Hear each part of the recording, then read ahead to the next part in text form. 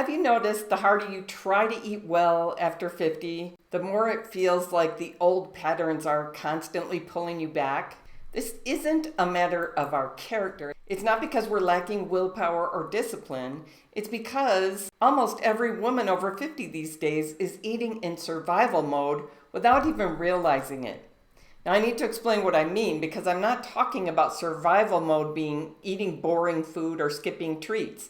I'm talking about eating in a way that gets you through the rest of the day instead of eating for a future you want to keep living. See, our brains are wired to seek the fastest relief, the quickest hit of pleasure, and our modern food environment is engineered to deliver exactly that instantly, usually through a plethora of low nutrition options. And that combination puts your eating on autopilot and just keeps you running along a path that isn't leading to a good future. It leads us into survival mode eating, grabbing what's convenient, whatever feels like a reward in the moment. What do I feel like eating? So this isn't a moral failing. It's not a sign of weakness. This is how our biology functions, especially inside an environment that is flooded with engineered food that creates more desire than real satisfaction.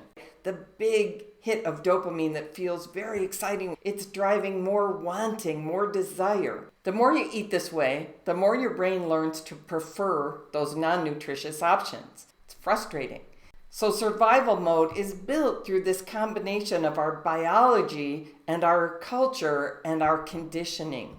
It's self-perpetuating, and it affects smart, successful women like the people I work with just as much as everyone else. Eating to thrive is completely different. Eating to thrive is when your body is getting thoroughly nourished consistently, and your reward centers aren't running the whole show. It's not about deprivation or discipline or eating boring food. Eating to thrive is eating enough real food to satisfy your body. It's eating meals that stabilize your blood sugar and your energy, so you have energy that goes all day. It's getting rid of cravings for non-nutritious stuff because your body is fully fed and not hungry anymore. And it's choosing foods today that your future self is going to thank you for. The surprising part is thriving eating feels good. And once your body can trust you, which can happen in a matter of days, it actually gets easy. So how do we get to ease with eating to thrive? It doesn't happen by accident, not in these times. It does take some intention. It isn't actually hard. But our survival-oriented brain that's been conditioned in this environment, it's going to always steer us toward what feels good now, what sounds good now, not what's going to strengthen us for 10, 20 years or more into the future. So that's why wisdom has to take the wheel at this point.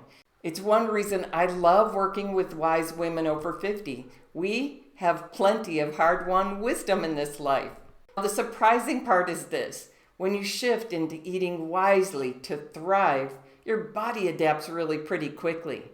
Your appetite and energy and mood all begin to support the choices you're making. You step onto a wiser path, even if you're not perfect with it, and your body rises to meet you. It changes everything about how well your brain and body work. The whole path in front of you becomes smoother because you're supporting your body more wisely, and it's supporting you back. When you can finally let wisdom guide your choices and you're eating enough real food, more than you probably think, everything stabilizes.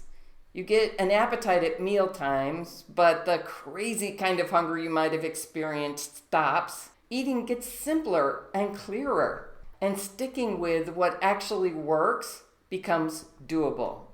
All right, if you find this kind of content helpful, please like, comment, and subscribe.